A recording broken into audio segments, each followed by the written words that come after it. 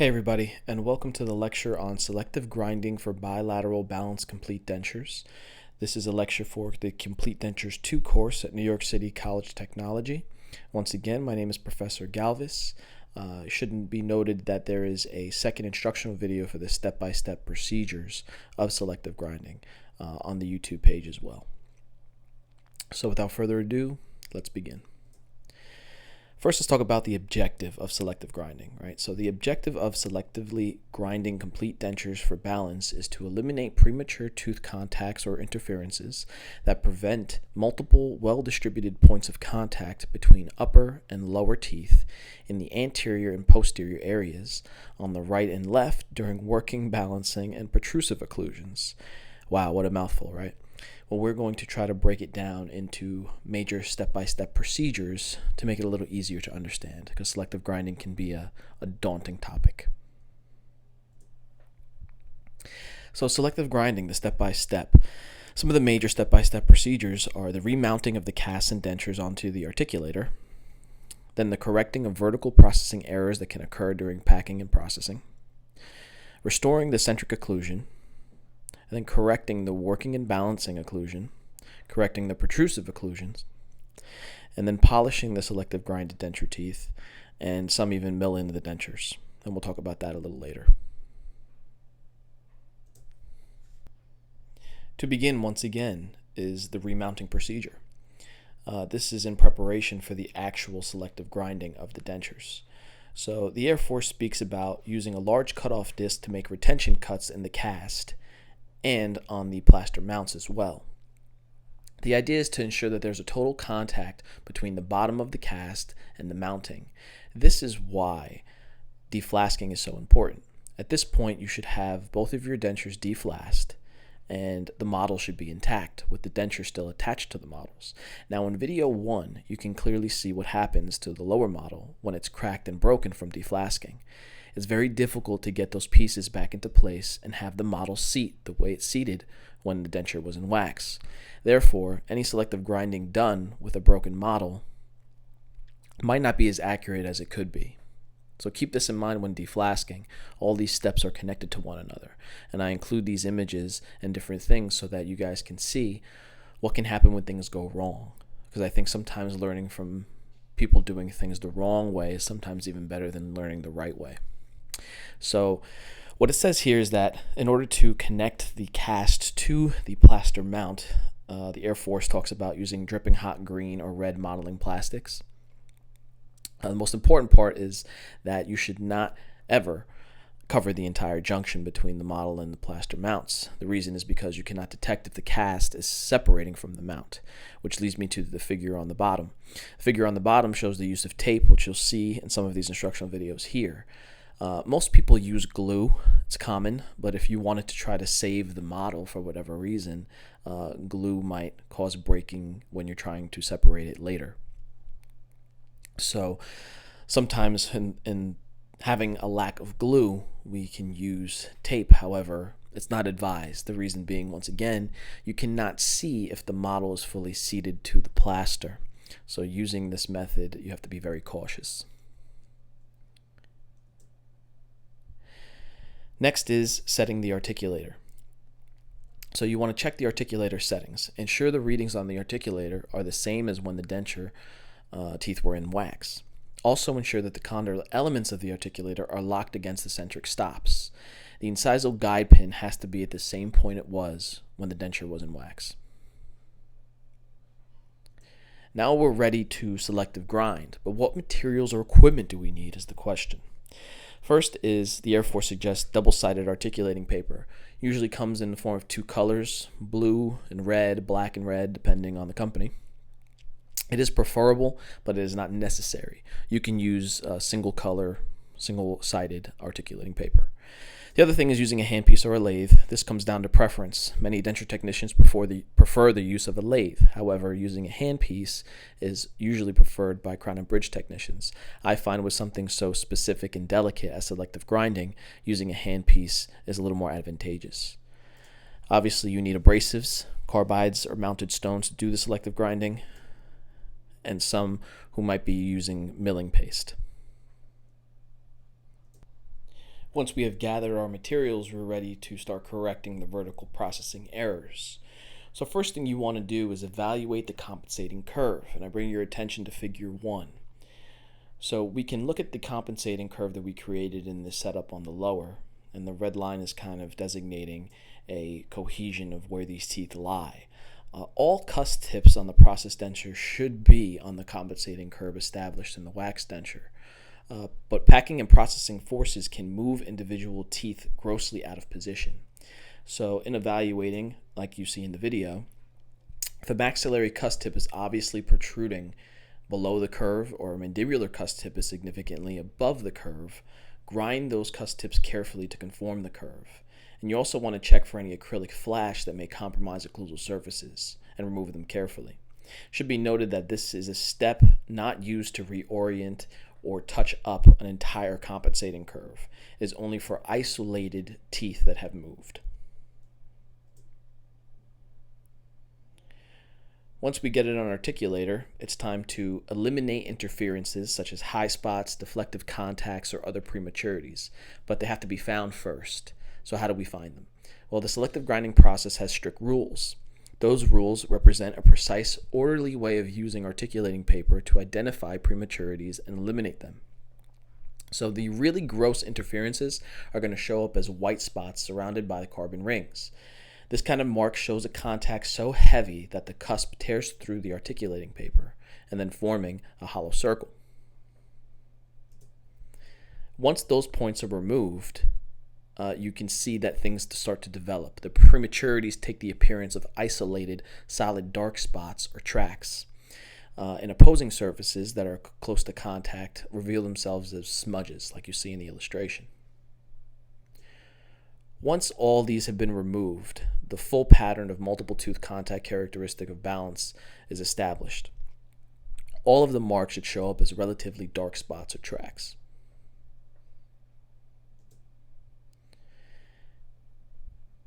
Once again, it's very important that we have our settings and our articulator in the right settings. So with the pin in its original position, you want to check the amount of opening between the incisal guide pin and guide table. There is almost always, especially with compression pack method of polymerizing dentures, a distortion between where the pin sat when it was in wax versus where it is now after processing. So in a set of opposing complete dentures, a pin opening of about 1 millimeter is the limit according to the Air Force manual of reasonable acceptability. Beyond that point, every bit of opening requires that much grinding to get the occlusal vertical dimension back. If a 2 millimeter pin opening is present and isolated migration of a tooth is not the reason for it, then the Air Force suggests that you do not do anything more to the case without consulting with the dentist. Now, for many technicians, that might seem a little too cautious. However, this is what the Air Force manual has told us. So we're correcting vertical processing errors still. So you will be using a double-sided articulating paper according to the Air Force manual. In the video, you see the use of a single-sided red articulating paper. So opening the articulator, closing down will relieve to you these marks. Now, the reason why double-sided articulating paper is more advantageous, it may not be necessary, but it is advised, is because technicians are often misguided by faulty occlusal markings. For example, if maxillary denture was designated with red and the mandibular with black, then any contacts of the opposite color located, you would know where they belong to. Once these markings have been made, it's time to make the corrections. You can make the corrections by grinding solely in the fossa areas, proximal marginal ridges, and cusp inclines. Do not, I repeat, do not grind cusp tips at this time.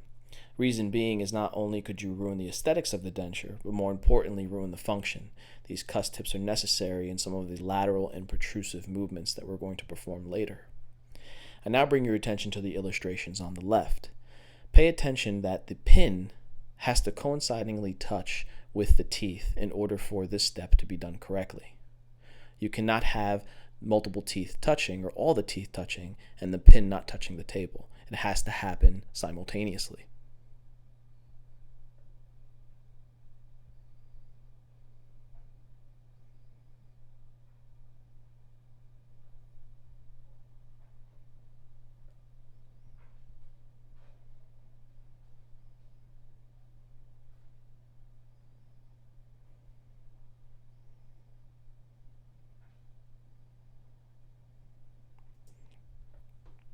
Once the vertical processing errors have been adjusted, now we can begin to restore our centric occlusion.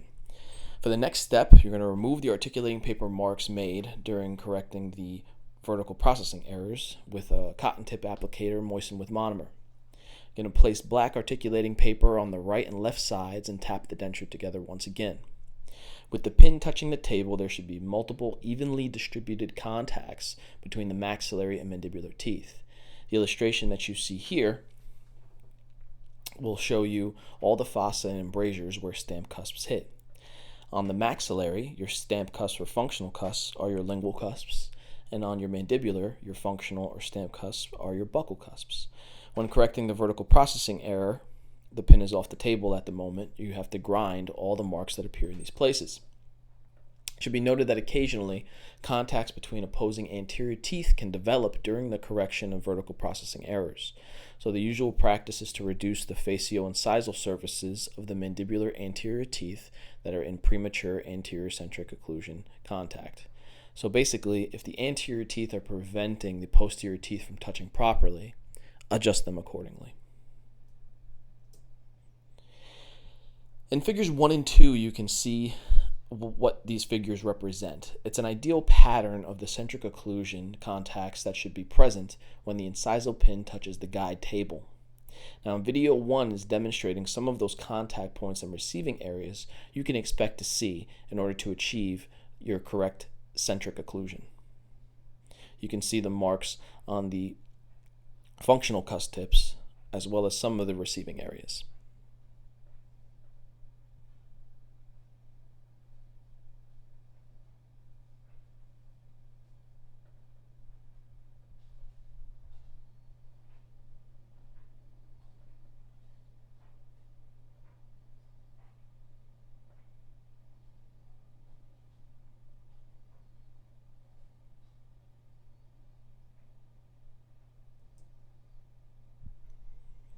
Next is one of the hardest things to explain and the hardest things to do as a technician, is correcting the working and balancing occlusions.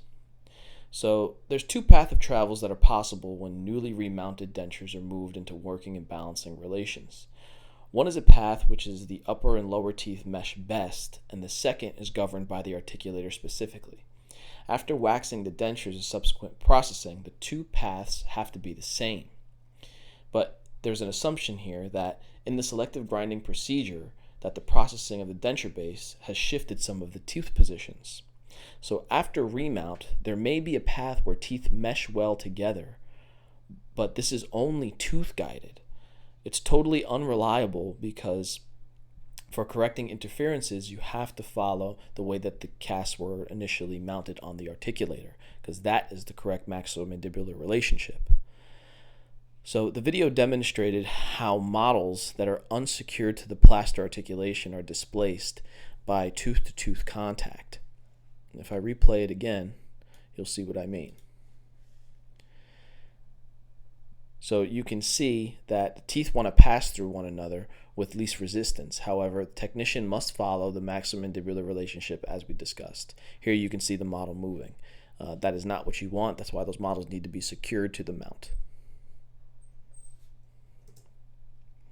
So when correcting working and balancing occlusions, the objective is to once again make the tooth-guided lateral pass at the articulator and the tooth positions coincide. The way in which the articulator is manipulated is critical to success. You don't want to slam your articulator to the left and right. You want to be within reason of an average person's motions, so about cusp tip to cusp tip. So every bit of side shift at a given lateral condylar guidance setting must be incorporated into every movement. So to correct the occlusion in eccentric positions, you're going to follow these steps. Locking down the working side condyle and releasing the balancing side on the articulator, placing the red articulating paper on the right and left sides, and moving the articulator into lateral excursions. You're going to grind the premature contacts. So you will be supposed to be using, according to the Air Force, red articulating paper in this time to distinguish between the centric contact points and the eccentric ones. Do not grind on the black centric contact points when correcting working, balancing, and protrusive, because those are the points that are holding your centric occlusion in place.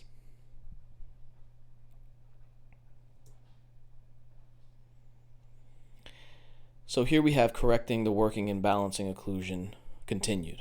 On the working side, you're going to check for the working side collisions between maxillary and mandibular anterior teeth that prevent posterior teeth from contacting.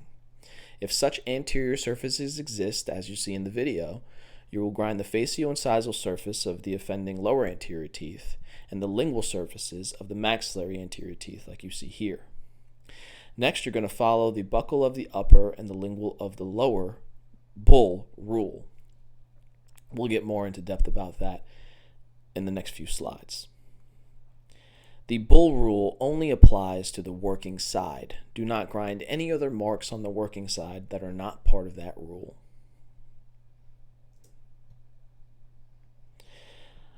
On the contralateral side, we have the balancing side. On the balancing side, note that the only contacts possibly that can occur are between the buccal inclines of the lingual cusps on a maxillary teeth and the lingual inclines of buccal cusps of the mandibular teeth.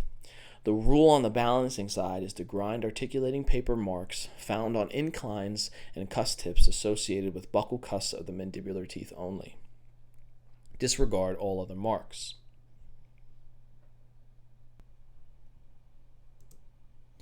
The Air Force suggests performing working and balancing side corrections together, which would mean that you would have to use a single strip of articulating paper at the same time on the left and right sides. In Figure 1, you see that they sell full arch articulating papers for that reason. That would make this a little easier. Another thing that you should take notice of is that these excursions need to happen in a practical limit. If I replay the video, you'll see that what we spoke about prior, when making the excursion movements, you do not want to overload either excursion. Be within limitations of a practical movement and don't exaggerate too much, because you could get false readings and possibly grind too many tooth surfaces.